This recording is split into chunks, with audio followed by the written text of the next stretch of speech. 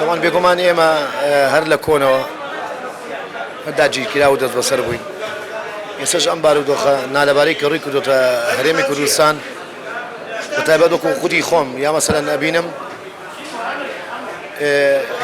لە وڵاتی تورکیا کە ئێمەی کورد یعنی نازانین چ باجێکین. ئێمەی کورد هەمیشە زوڵم لێکراو بووین، هەمیشە داگیر کراوین،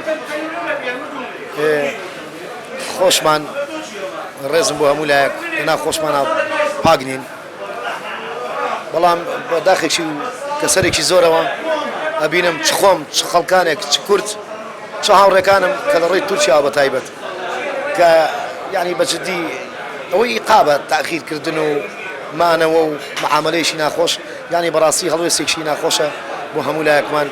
ئینشەڵڵا هەموو شتێکمان تێپەڕانەوە و بارودۆخەش تێپەڕێنێ. تەبعاً ئەوە واجبە لەسەر هەموومان، لەسەر هەموو هونەرمەندێک ئێمە ڕۆڵەشینەتەوەی بجێڕین، چکە هەموو کەسێک وڵاتی خۆی خۆشەوێت. یعنی بڕوات بێ من زۆر من لە سێکە لە وڵاتی ئەڵمانیا ژیم، یعنی زۆر ئەبینم ئەمە ئەلبانە، ئەمە مەغریبیە، ئەمە بولغاریە، ئەمە ڕووسە، ئەمە بەهەرحاڵ یعنی کەس نییە وڵاتی خۆی خۆش نەوێت. واجبیشە لەسەر ئێمە کارکەین و بتوانین بە هونەرەکەمان خزمەتی نەتەوەکەمان بکەین.